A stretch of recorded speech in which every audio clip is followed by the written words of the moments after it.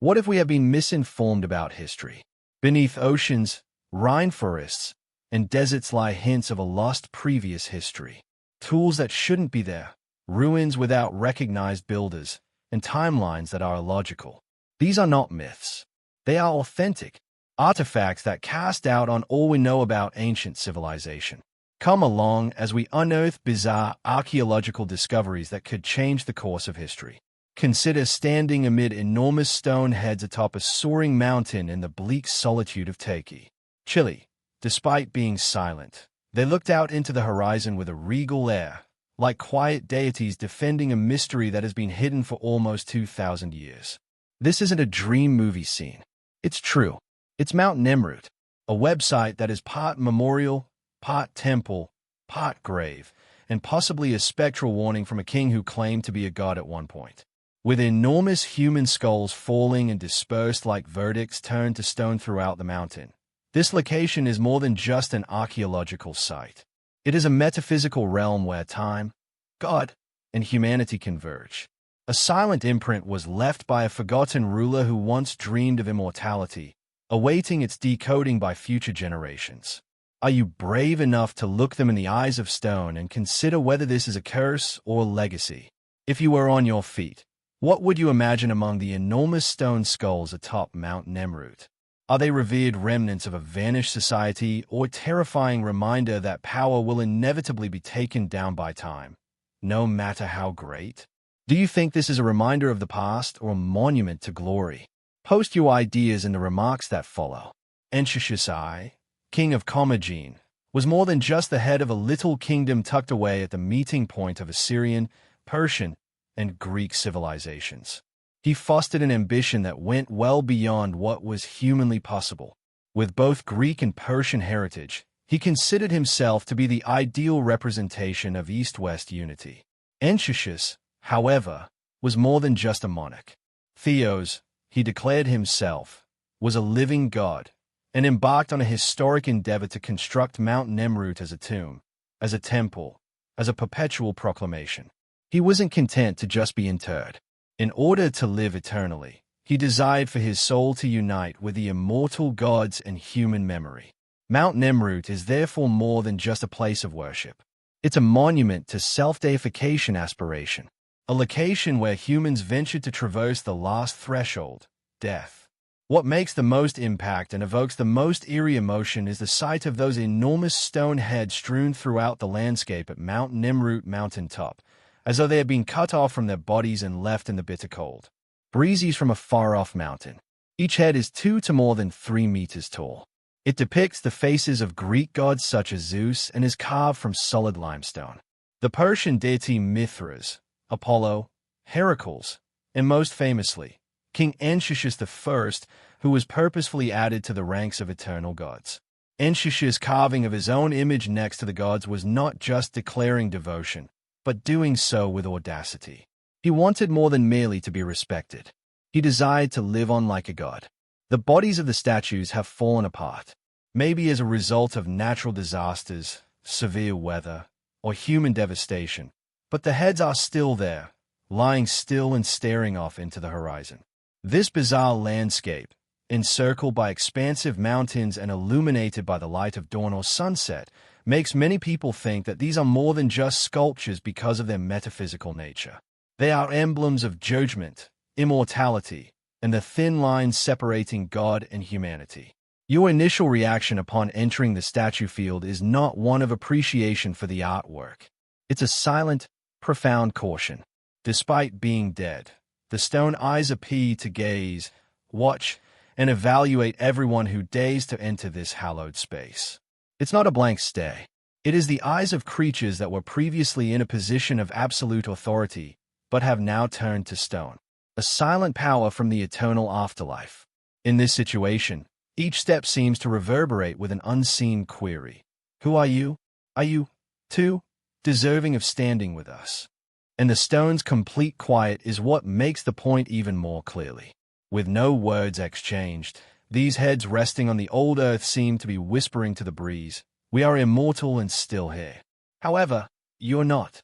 According to some academics, The enormous statues atop Mount Nemrut were strategically placed political instruments rather than just religious relics. His likeness to gods such as Heracles, Zeus, Apollo, and Mithras wasn't only showing his affection. He was declaring something in stone that he was one of the gods. This had nothing to do with being known as a king, but an attempt to create an unchallengeable divine power. The engraved message was clear into the mountain. To disregard me would be to disobey the gods themselves. Archaeologists found a lengthy inscription known as the Nomos, a samba, on stone slabs close to the sculptures. King Anchises left a testament for posterity. He characterized himself as a link between Persian and Greek civilizations in it and mandated that ceremonies be held in his honor for all time by subsequent generations. More remarkably, the text makes it quite evident that if this order is disregarded, bad things would happen to those who lack gratitude. This was more than just a show of religious fervor. It might have been a ritual curse that is permanently etched upon stone. Even so, the statues have fallen. When their heads are strewn about, the message persists, giving Mount Nemrut a sense of more significance from a spiritual, philosophical, and holy standpoint. Among the most terrifying experiences visiting Mount Nemrut is meeting numerous enormous stone faces. All of them were serious, still, and fully quiet. There are no grins or sidelong glances. All eyes gaze carefully into the far distance as though anticipating something or quietly keeping a promise made to the one who made them. At holy times such as sunrise or sunset, golden light falls on the statues' antique curves, giving them a lifelike appearance. At those times, Mount Nemrut changes and ceases to be an archaeological site into a timeless realm where myth, strength, and messages from the afterlife proceed to develop in silence. Is it possible that Anchises wasn't merely looking for worship, yet purposefully confronting the future? What would happen if thousands of years passed? He has overcome the fact that people continue to travel to Mount Nemrut and remain silent in front of those stone eyes of death through humanity's memory. However, the monument as a whole might also be a sobering reminder that any grandiose desire to deify oneself will eventually leave nothing but falling stone heads gazing into space as an enduring evidence of the ultimate boundaries of human potential. What are your thoughts? Are the Mount Nemrut's enormous stone heads either timeless artifacts or ancient relics? An old warning? History is never quiet. It simply awaits someone to pay attention. Post your comments below. Saqqara, formerly a spiritual center of ancient times, lies beneath the searing sands. There is a construction in Egypt that contemporary engineers and archaeologists still cannot describe. It's not a pyramid. It's not a temple. It is an enormous subterranean labyrinth with enormous 70-ton granite boxes inside, each positioned deeply underground in chambers carved out of rock. This location is referred to as the Saqqara Serapeum. Official documents state that it was constructed to bury the revered Apis bulls, celestial beings revered as expressions of the divine path. However, when scientists dug far into the tunnels, they discovered more than simply enormous stone sarcophagi. They discovered incredible accuracy in the cuts, flawless 90-degree corners, and mirror-like surfaces that are almost flawlessly polished. Even more astonishingly, nobody has been able to elucidate how the ancient people transported and lowered these enormous boxes, each weighing more than a contemporary truck, into such small, cramped areas. There is more to the Serapeum than a simple monument. It's a direct challenge to our understanding of ancient engineering. Who constructed it? What kind of technologies were they using? And why take such unfeasible measures to make boxes this size? Uncovering the solutions is still pending. If you were forced to wager on a single hypothesis, who do you believe actually constructed the Serapeum? A lost culture we've never heard of, or the ancient Egyptians? Give your comments with your ideas. Please let me know which theory you prefer.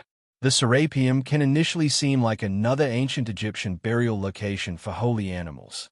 However, there is something buried deep inside that keeps confounding both contemporary engineers and archaeologists. Massive diorite and granite boxes that are all carved from a single, monolithic block without any obvious joints or faults. These materials are much tougher than ordinary steel, and today, Only industrial-grade diamond may be used to work it with successful instruments. Nevertheless, the ancients were able to cut them as well as polish the absolutely square internal corners, mirror-like interiors, and put coverings that weigh tens of thousands that fit so precisely that they seem to be airtightly sealed, as though in a vacuum. This precision surpasses that of crude hand tools by a wide margin.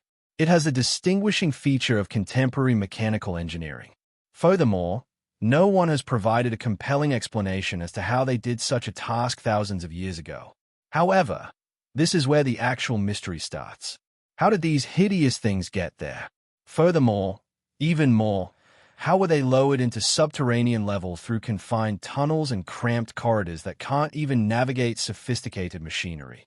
The underground network of the Serapeum is located around 12 meters below the surface, with a lengthy central corridor including side chambers that are etched straight into the solid bedrock. Every compartment contains an enormous stone box. However, what's most noticeable is that the hallways and entrances are very narrow, making it impossible to easily bring in 70-ton blocks. No signs of ramps, pulley systems, or lifting apparatuses can be found in movement, let alone accurately positioning, in such a little area. This is practically impossible with just human labor.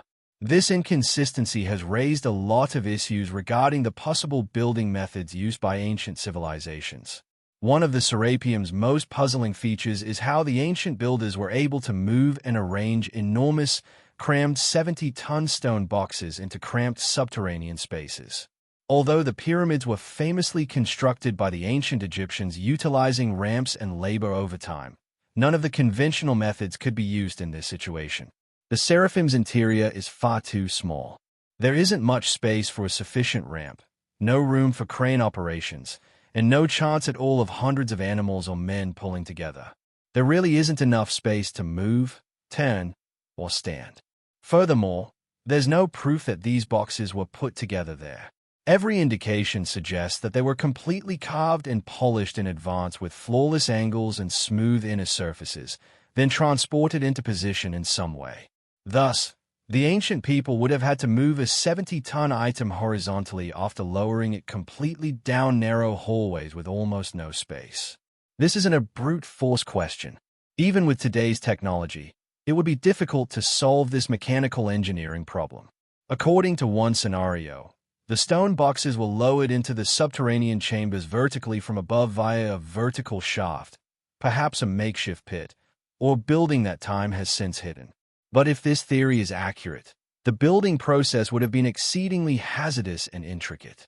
A 70-ton block suspended in mid-air, then carefully lowered into a small area, then moving it horizontally into the ideal position. Without the use of a large pulley, it is nearly impossible to avoid scratching its shiny surfaces with industrial cranes, systems, and extremely accurate control systems. Interestingly, no evidence of lifting or lowering apparatus has ever been discovered nearby. Since there is no tangible proof, this hypothesis is both fascinating and highly dubious. When confronted with the obvious shortcomings of recognized antiquated technology, some more audacious theories have been put forth by researchers. Would the ancients have had a method that is now extinct, like temporary stone softening capabilities or the application of nonlinear mechanical techniques that were never documented? Some even go so far as to say that the Seraphim can be a relic of a highly developed society that existed before the extinct civilization of ancient Egypt left behind buildings that defy what we now know. Although conventional archaeology frequently rejects such hypotheses as incredibly, the question remains, if this was only a place to bury sacred bulls, why use such remarkable, seemingly anachronistic engineering? The fact that some of the stone boxes of the Seraphim were not all were ever utilized for interment. Numerous ones were found intact, empty, and without any signs of ceremonial items or remains, as though they weren't there for burial, but for sealing, preservation, or perhaps exhibition. This brings up a deep query. Was it correct to refer to them as the API's bulls' tombs? Or just a later, convenient explanation? These empty boxes could be a sign of a completely different goal, one that hasn't been decided upon yet. What many contemporary engineers are astounded by is the nearly ridiculous degree of accuracy found in the construction of the stone boxes of the Seraphim. Their internal surfaces are such that they are mirror-like in their ability to reflect light, and the inner corners are flawless, crisp, and square, something that would be difficult to accomplish even with today's tools inside a block of sealed granite. Even more amazing is the fact that each of these boxes is manufactured extracted from Aswan red granite, which is located around 900 kilometers south of Saqqara. This implies that it was necessary to cut each block out of the quarry, carry it down the Nile, drag it over the desert, and only then, before being lowered into the subterranean caverns, were they expertly carved. How did they stop the stone from breaking while being transported? How could a multi-ton lid be aligned so that it fits just like a vacuum seal? Above all, why make such an investment? Vast technical expertise and work into buildings that, once sealed, were never destined to reappear? According to mainstream academics, the boxes serve a religious objective. However, the exceptional degree of logistics and engineering doesn't fully match the description of basic animal entombments. The closeness of the seraphim to Joseph's pyramid and its accuracy and symmetry suggest a more profound technological or spiritual function. Contemporary theorists cite potential applications involving energy, vibration, or resonance storage because of the granite's high quartz content. Though theoretical, these hypotheses stress one point: there is still much to learn about the seraphim. Up until someone may describe the physical characteristics of 70-ton granite crates, the seraphim, which was buried 3,000 years ago, will always be a mystery that continues to perplex the contemporary world. What comes to mind when you hear the phrase megalith? Most likely Stonehenge, perhaps Brittany's dolmens. However, what if the biggest, most obvious, greatest, the world's most enigmatic group of megalithic constructions wasn't in Europe at all, but in South Korea, though? Dispersed throughout the river and peaceful hillsides, valleys, moreover 35,000 historic stone buildings rest peacefully throughout the Korean peninsula. Over 40% of dolmens worldwide are. Despite this, the majority of individuals are unaware of them. These enormous stone creatures are so plentiful in areas that locals frequently travel, such as Gangwon, Hamsun, and Gochang, without giving it a second look. However, beneath their weathered, moss-covered exteriors is a mystery that archaeologists have been puzzled by for decades. For what purpose were they actually used? Some refer to them as tombs. They are referred to as temples by some. However, some people think they are something much more sophisticated, traces of a vanished technology, a forgotten science, or perhaps an antiquated method of using the powers of nature on Earth. Are the Korean dolmens merely quiet monuments to the deceased? Or are they devices from the prehistoric past, constructed not merely to pay tribute but also to link, quantify, or even produce? What we believe to be true about prehistory may be altered by the replies. Do you believe that these dolmens were merely graves? Perhaps they are proof of a forgotten technology. Tell us what you think and why. Among the most perplexing features that archaeologists find fascinating are the massive size and apparently sophisticated construction of Korea's dolmens. Many dolmens have capstones, particularly the table-style varieties, weighing over 100 tons, carefully positioned atop straight stone pillars without any metal tools, mortar, or contemporary technology. Some are even brought up with more than 2 meters above the ground, making the process of transporting and putting together these enormous stones an unsolvable technical conundrum. What's even more astounding is the fact that these constructions date back more than 3,000 years to the Neolithic to early Bronze Age, without any obvious signs of cranes, wheels, or pulleys. The instruments found are primarily primitive bronze or stone artifacts found close to these sites, clearly inadequate for lifting, cutting, or shaping rocks weighing many tons. This brings up a basic query. Which technology was used in primitive times? What did individuals utilize, and how? Even more startling is the fact that many dolmens have no human remains found in them. No coffins, no ashes, no skeletons, just a few shattered pots, stones, or herds. Even though they are frequently called tombs, several dolmens are entirely devoid of the core components of a graveyard. This raises the question of whether they were actually intended for burying the deceased, or did they have a completely different goal in mind? maybe something we never would have thought of. The size of Korea's dolmens is not the most astounding feature or age, but rather their placement within the environment, as though ancient builders purposefully planned each stone's location based on energy and cosmic concepts. Numerous dolmens that have been mapped correlate with natural events, from the route of the sun's rise and fall on equinoxes and solstices to so-called ley lines, fictitious systems of energy from the old Earth. In Gangwon Island, among the most well-known dolmen sites in Korea, experts have discovered that many on the vernal equinox, stone slabs are positioned exactly in line with the sunrise, a detail that is too precise to be coincidental. Perhaps the flat capstones served as outdated solar clocks that reflect light or generate shadows during significant times of the year. This implies that the ancient people had not only a sophisticated understanding of astronomy but also understood how to use it for agriculture, ceremonies, or collective timekeeping, akin to the sun dagger site in the American Southwest or Stonehenge in England. In addition to celestial data, several dolmens have drawn notice because of odd abnormalities related to electromagnetic fields. Magnetic disturbances have been recorded by survey crews, increases in radiation and even broken electronics close to some dolmens. This poses a thought-provoking query. Were these buildings constructed to use the inherent vitality of the Earth, or at least to deliberately engage with it? The intrigue doesn't stop there, though. According to some hypotheses, dolmens have characteristics of acoustic resonance.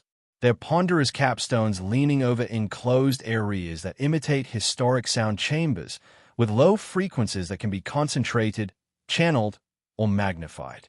A few researchers think that these dolmens might have been used as resonance devices to induce altered states of consciousness in the past.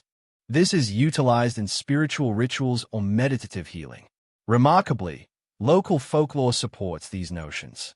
Numerous individuals have detailed odd feelings when in close proximity to dolmens, from a faint pressure or internal vibration to a profound, inexplicable mental serenity.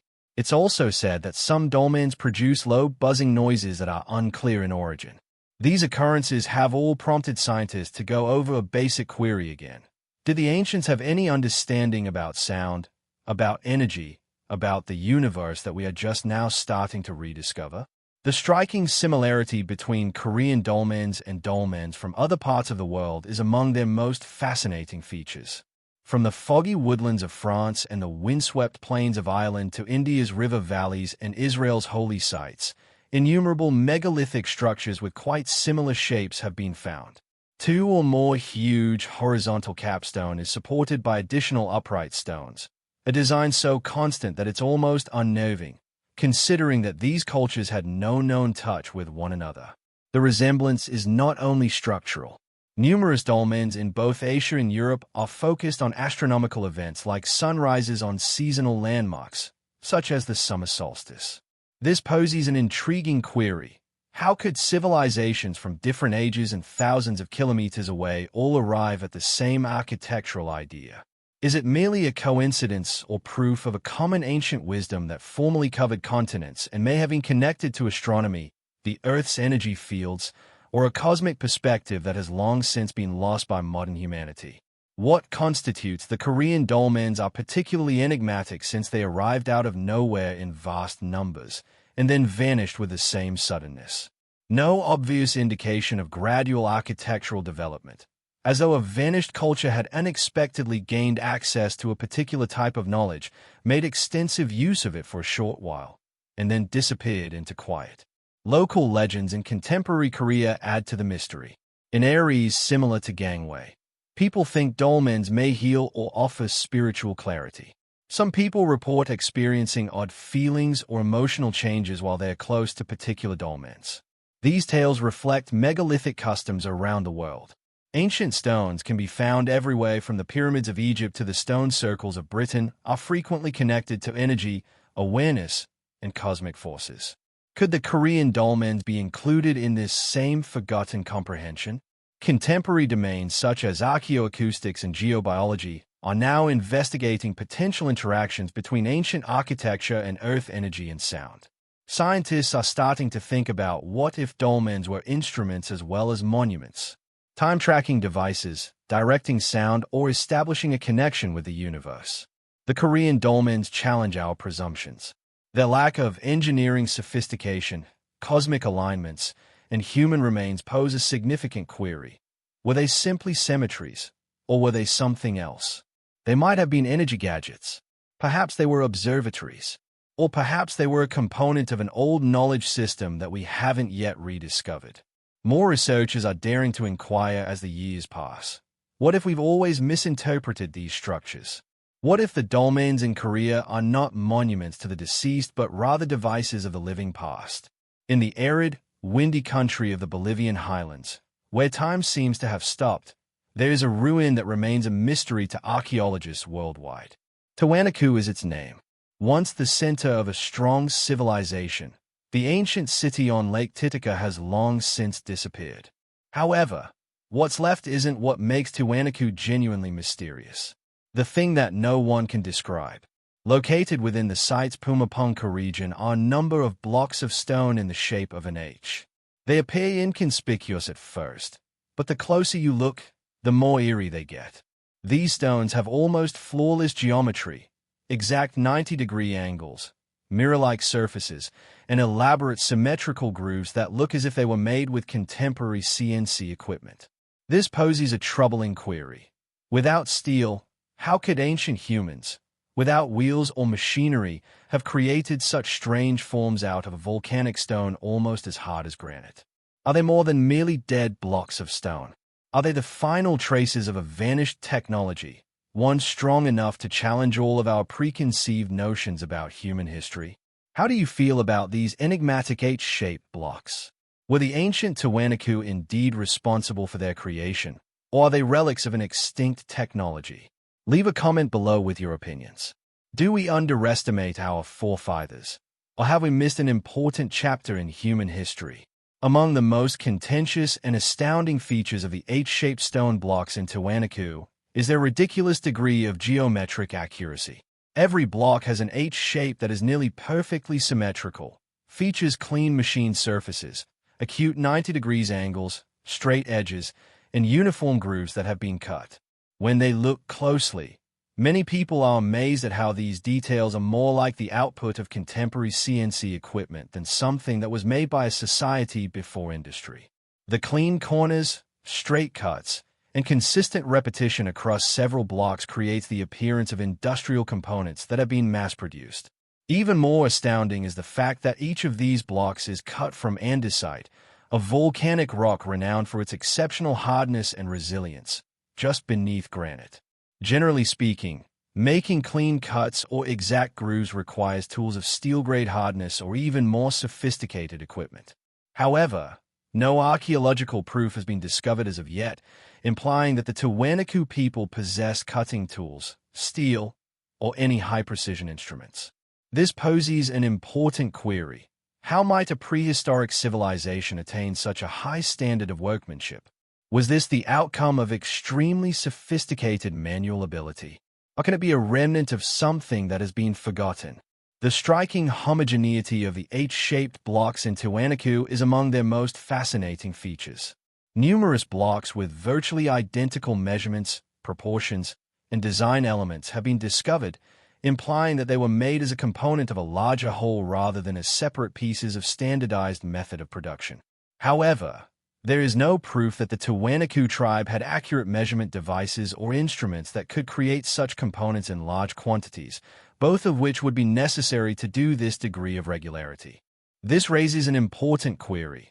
Why would a prehistoric society put forth so much work to create a shape as complicated as the letter H rather than using more straightforward square or rectangular blocks? In addition to being more challenging to carve, the H form also calls for an excellent accuracy in its joints, notches, and grooves. This has caused some researchers may have reason to believe that the design had a technical or even mechanical function as opposed to just being aesthetically pleasing or symbolic. If that's so, these blocks are more than merely stone artifacts. They could be hints suggesting a degree of engineering knowledge well above what we usually think of as ancient. Some scholars affiliated with the ancient technologies school of thought contend that, outside of the realm of orthodox archaeology, The H-blocks in Tiwanaku might be proof of a far-off technological potential of its era, possibly even having nothing to do with the Tiwanaku culture. They note out that these stone slab shapes are quite similar to components made of contemporary engineered concrete. Frequently utilized in modular building, the surfaces projecting ridges, grooves, and recesses seem mechanical rather than ornamental.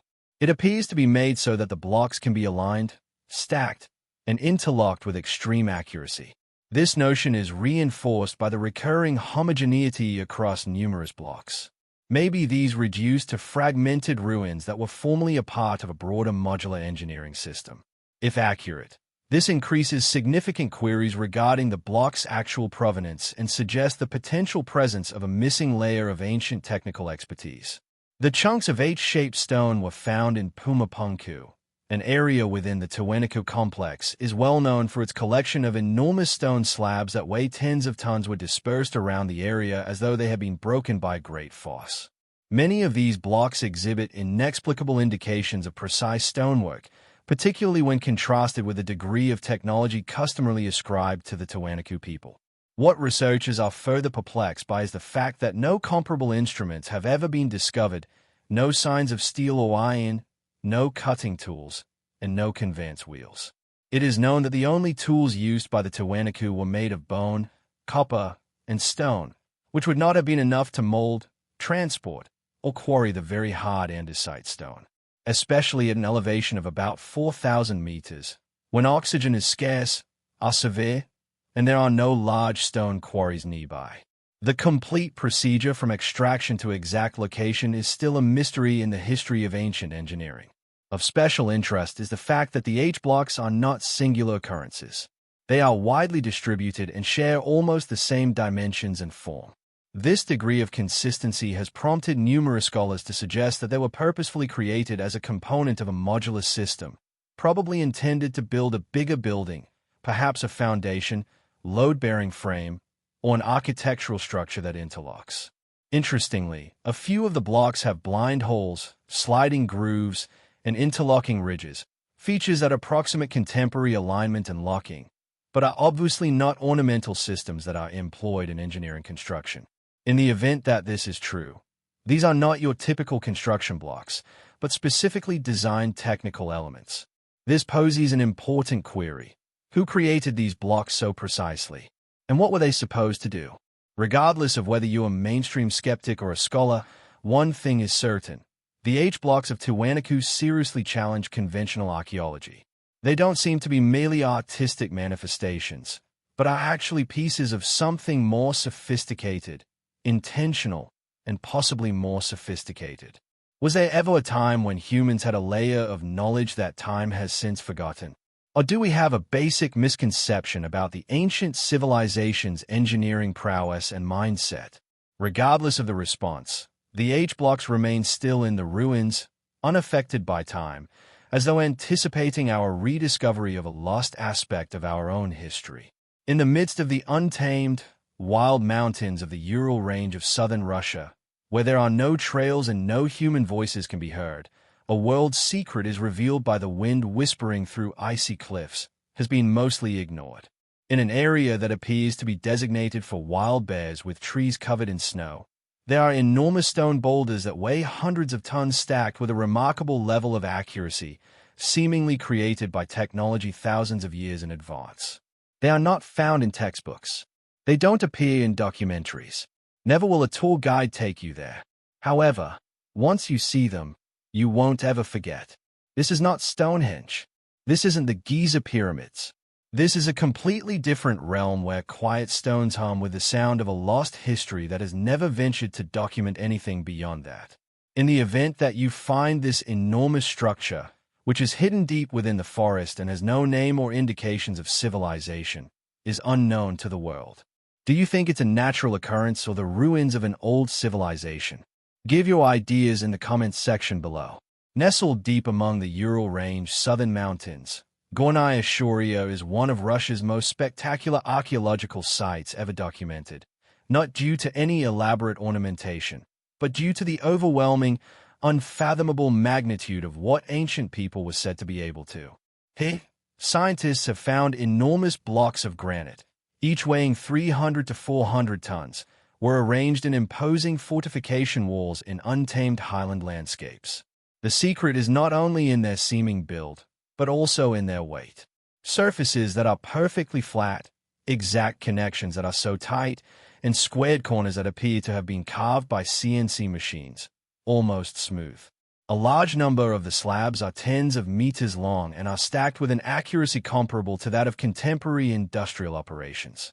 However, no evidence of their assembly, transportation, or quarrying can be found. The Gornaya Shoria is more than just a location for archaeology. It directly challenges the whole recognized human engineering history. The most important query about Gornaya Shoria is more than just the size of the stone blocks. They were brought to their present site in this manner and put together with such remarkable accuracy.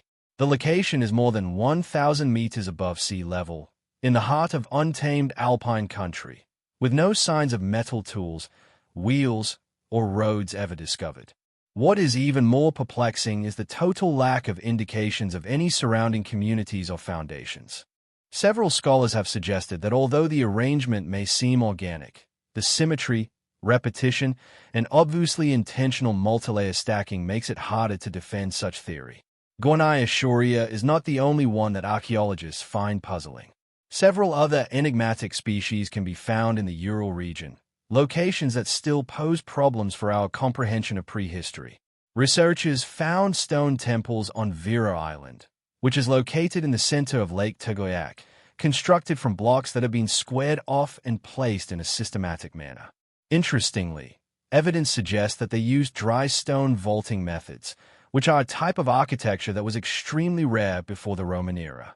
Close by, the idol of Shija, a finely carved wooden monument that is around 5 meters tall and is believed to be over 11,000 years old, was discovered. These results imply that the Ural Mountains once had a highly advanced ancient culture that lived there, with technical proficiency and sophisticated symbolic reasoning that stand in sharp contrast to the typical portrayal of early humanity at that time. On the way back to Gornaya Shoria, one can't help but be amazed at how big its stone walls are. A large number of these structures are typically 3 meters long, over 40 meters long, and 10 meters tall in thickness, creating massive, sturdy structures that resemble fortifications. However, what really astounds researchers is the individual's remarkable shape of blocks of stone. Some feature surfaces that are carved into curved, flowing shapes, the type that would require high-pressure water jet cutting equipment, even by today's standards. The faces of the stones are flat and polished. The joints fit so firmly and the corners are squared down sharply that not even a blade might pass through, with the signs of extremely intricate craftsmanship. This poses a serious query. Could an ancient person have created these, a society with far more advanced technology than we presently comprehend? A culture completely eradicated from documented history. Among the most peculiar features of Gornaya Shoria is the full lack of any indications of human activity. No metal tools are present, no building foundations, pottery fragments, or indications of any past settlements being present in the region. The enormous, motionless chunks of stone are all that are left standing motionless and icy, as if they were not part of the timeline. They exist defiantly, yet provide no explanation, akin to a historical conundrum. It has made the conscious decision to forget. Gornaya Shoria is frequently referred to as Russia's Baalbek, because of the enormous size of its stone slabs, which remind a lot of Lebanon's historic buildings. But this comparison only draws attention to a more disturbing distinction. Ancient Roman ruins can still be found in Baalbek, inscriptions and obvious indications of human habitation. Conversely, Gornaya Shoria is completely vacant. There are no texts, myths, or historical hints to follow. A few academics have referred to it as the historical iceberg's buried portion, a location if historical chapters have not been produced or may have been purposefully wiped out of human memory. Archaeologists in the mainstream frequently dispute the Gornaya Shoria's buildings are merely naturally occurring geological formations, misinterpreted as man-made by contemporary observers. But with additional field images, 3D geological analysis and models continue to develop, it becomes more challenging to rule out the notion of deliberate design. Stretching cuts blocks, clean level surfaces, precisely squared angles, and numerous meters, it is difficult to explain why they are fitted together with almost no gaps because of random weathering. These characteristics imply the existence of an engineering level well above any known primitive society ought to have been able to. A number of unusual theories to explain the enigmatic events at Gonaiashuria have been put forth. According to some scholars, ancient people might have understood acoustic resonance, or they were able to move enormous stone blocks, each weighing hundreds of tons, without the need of mechanical instruments. This notion, however unverified, is based on the fact that there are no known prehistoric technologies that correspond with the physical traces found at the site. More audaciously, some suggested that these are relics of a highly developed pre-flood civilization that flourished prior to a worldwide apocalypse and left sporadic remnants throughout South America, Antarctica, and the Ural Mountains. In that case, Gonaiashuria might be a remnant of a vanished world that has been lost to time and history. Regardless of your beliefs regarding science, religion, or extraterrestrial life, the megalithic constructions in the Ural Mountains have a mystery that has yet to be resolved. They are neither myths nor delusions. They unquestionably exist with a scope, setting, and artistry that question all of the limits imposed by ancient history. The quiet but tenacious existence of these stone blocks compels us to consider if we have a thorough understanding of the complete account of our own history. Maybe only when we have the humility to acknowledge how much we still don't know, history will eventually start to uncover the chapters it has long kept hidden. Picture yourself soaring above Bolivia's frozen hills, the wind tearing through your skin and the land extending in all directions indefinitely. Suddenly, there are innumerable, perfectly straight lines underneath you that extend for dozens of kilometers across arid plains, hills, and valleys as though someone once used a gigantic pen to draw them all over the planet. They aren't the pyramids. They are not representations of animals. They are a very different matter. An odd geographic labyrinth, the Sajama lines. The date of their creation is unknown. Nobody is sure of their creator. However, one thing cannot be denied. They remain here, quiet, steadfast, as though anticipating something or someone with the patience to comprehend. If you happen to come upon these enormous wires in the middle of nowhere, who do you suppose made these without any indications or justifications? Old humans, extraterrestrials, or something else? Leave a comment with your theory. We would be very interested in hearing your thoughts. In contrast to the enormous animal-shaped Nazca geoglyphs, in which the lines create instantly identifiable figures from above, the lines of Sajama are completely different. Instead of portraying a particular image, they are made up of dozens of kilometers of long, perfectly straight lines. These lines are cut spanning arid plains, hills, and valleys that link holy sites such as temples, historic cemeteries, ritual locations, and ancient communities. Because of this, according to several scholars, the Sajama lines are a purposeful pattern of connectivity, are more than just works of art. They are a sort of ceremonial map that reflects the ancient people's spiritual worldview. The land was more than just a place to live, but a precious canvas that depicts the human relationship, the universe, and our forebears. One of the Sajama's more contentious features is these lines. The exact creation date of these lines is unknown. In contrast to normal archaeological locations where dating can be done with ceramics, charcoal, or petrified bones, the lines at Sajama were created by merely removing the black surface stones, exposing the lighter soil behind them. There wasn't carving, no leftover organic matter, and no building supplies. As a result, no scientific technique, not even radiocarbon dating, can be used today to find out how old they are. Oral reports from the local Aymara are all we have. People who claim that the lines were there long before the time of their ancestors, the Inca civilization's rise. But many researchers think even given their exceptional preservation and size, such estimate might be conservative. The lines of Sajama might be more than 3,000 years old, or perhaps even older. It is a mystery that keeps pushing the boundaries of contemporary archaeology itself. Because of the total lack of physical evidence, Researchers have dated the Sagama lines to assist determine their age by connecting them to nearby historic buildings. But none of these relationships have shown themselves to be trustworthy enough to yield definitive results.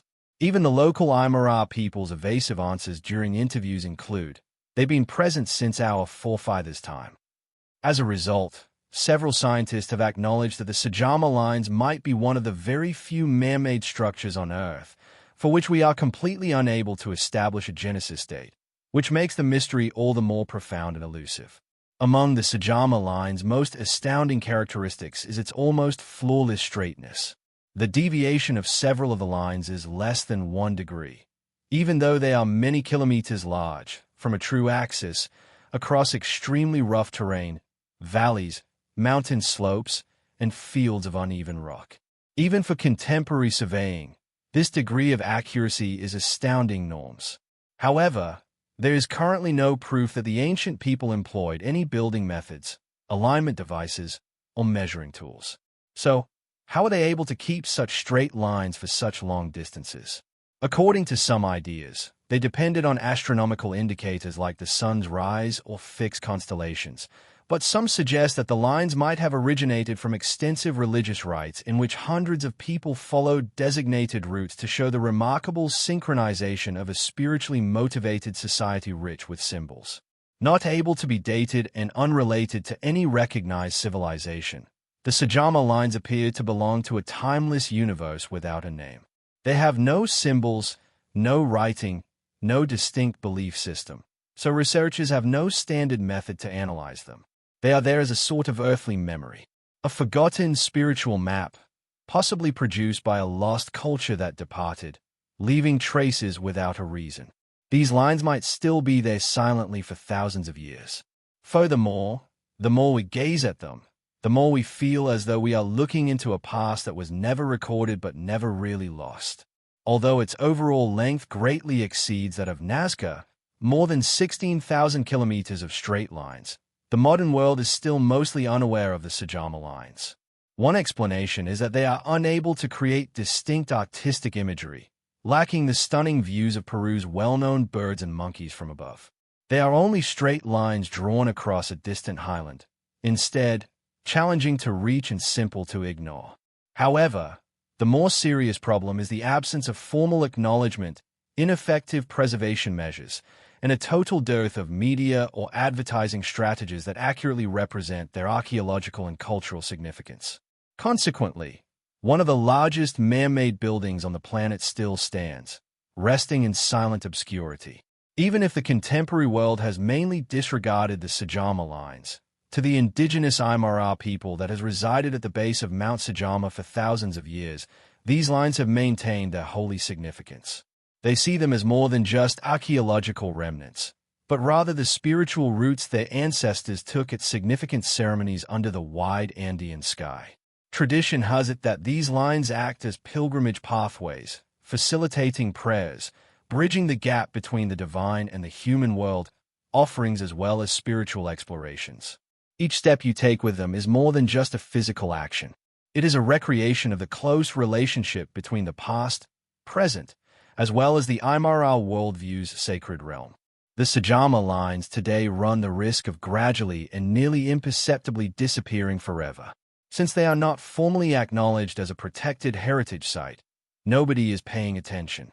These extensive routes are devoid of any significant preservation method, leading to portions being crushed by trucks, sliced through by highways, or destroyed by farming and mining. The most concerning aspect is that because of their mystery and ambiguity, the loss of every line is frequently overlooked and unrecorded. No red flags are present, neither fences nor a recognized authority to protect them. Without immediate action by international organizations and the Bolivian government, this biggest geoglyph network in the world can completely disappear before humanity realizes what it has genuinely lost. The lines of Sagama are the epitome of paradox. Too big to overlook, but too cryptic to describe. No writings, no dates, no symbols, just odd, perfectly straight lines that cover the area, despite all attempts at contemporary scientific classification.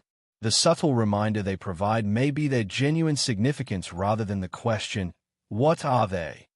Not all there is a riddle that needs to be resolved. Some are just intended to be heard and felt with instinct. Consider that you are excavating a tiny well in your backyard when all of a sudden your shovel hits a hard, stone-like object, yet not like any rock you've ever seen in nature. This rock isn't just any boulder. These are sharp-edged, box-shaped blocks piled like bricks, and you understand something that shouldn't be here has just been discovered by you. As improbable as it sounds, this truly took place in the little community of Rockwall in the 1850s, Texas. As early settlers dug a well, they unintentionally found an enormous stone wall lying far below ground. And as soon as it happened, one of the biggest archaeological mysteries in America was created. For more than 170 years, this wall has caused disagreements among scientists and ignited ongoing discussions. Is it merely an uncommon geological formation? Or are we witnessing the remnants of a vanished society, buried directly under our feet? The solution is still buried deep in the ground below the rock wall. And what you're going to discover could fundamentally alter how you see the history of humanity. How do you feel about this finding? If you were the one who discovered a huge wall buried deep beneath while excavating that well, what do you suppose you have just discovered? An uncommon geological occurrence or the lost remnants of a prehistoric society? Leave a comment with your ideas. I would love to know which theory you prefer. Among the most contentious qualities of the rock wall structure is the striking resemblance to man-made structures. Sections of the wall are made of huge stone, in contrast to the asymmetrical rock formations that are frequently observed in nature, blocks with sharp edges that resemble rectangular bricks, obvious angles, and most notably, arranged in rows that are incredibly consistent and straight. This degree of accuracy in geometry, particularly the constant 90 degrees angles and tight-fitting connections that resemble an old wall foundation that may have been constructed by a vanished civilization like the Romans in the Middle East. Images captured during the 20th and 21st centuries, in addition to eyewitness accounts, provide information. Things appear to be more than what might be produced at random by natural processes, posing a significant query. Could nature actually create something by accident? Something this exact? Analyzing the individual rock wall blocks in detail, the degree of technical accuracy that most confounds researchers is uncommon in the natural world. In addition to having flat contact and consistent straight angles, several of the block surfaces also show indications of intentional sculpting. Interestingly, certain stones have protrusions or indentations that resemble mortise and tenon joints, a mechanical joining method frequently employed in historic construction to secure blocks together and stop them from moving across time. Although this approach is commonly used in ancient stonework from Egypt to South America, it is very uncommon in nature. It becomes more challenging to accept the notion of random geological creation when such features are present in rock walls.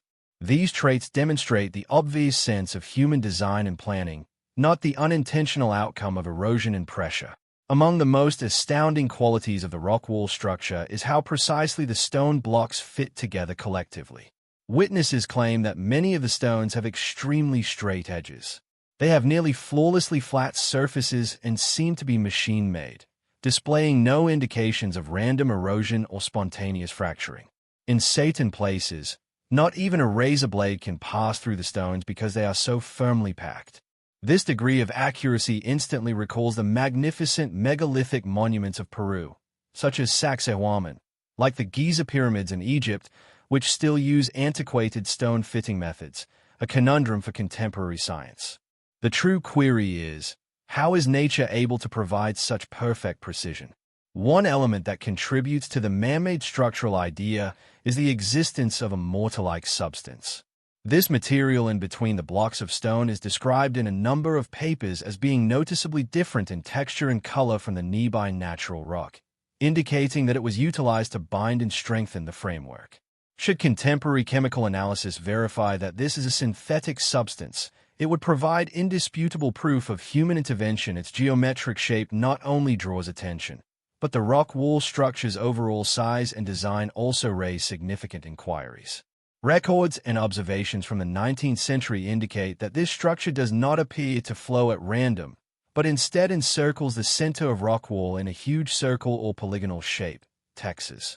The wall can reach a depth of 9 meters, are almost 30 feet, in certain places subterranean, typically standing 3 to 4 meters, 10 to 12 feet, tall, and is significantly bigger than any recognized geological fissure. At this scale, the building starts to seem like a substantial structure, perhaps a defense wall, an old city line or place of worship. The apparent structural design and coherence raises issues that are not limited to geology. Who constructed it? For what reason? And why, for thousands of years, has it been forgotten and buried? Despite the fact that the rock wall riddle is still unresolved, the majority of mainstream geologists believe that it is only an uncommon natural occurrence, categorized as tectonic-formed jointed sandstone pressure for millions of years. They suggest that fractures that occur naturally can by chance produce geometric designs that mimic artificial constructions. But those who have conducted on-site research strongly disagree with this theory. According to these criticisms, the symmetry, consistency, and architectural logic of the rock wall stone blocks is significantly superior to what nature has ever produced. There isn't another geological structure that displays this distinct degree of deliberate structure or design. Unlike the mainstream geological explanations, numerous independent researchers, amateur archaeologists, and alternative theorists have put forth more radical concepts. According to them, the rock wall building might be the remains of a long-gone ancient society, possibly from more than 12,000 years ago, before the last ice age. A few links the wall to myths about long-gone cities or historic holy places constructed by organizations having extremely sophisticated stone-working abilities. Even more radical notions suggest that it's possible that the initial architects weren't even human, although such concepts stay solely hypothetical.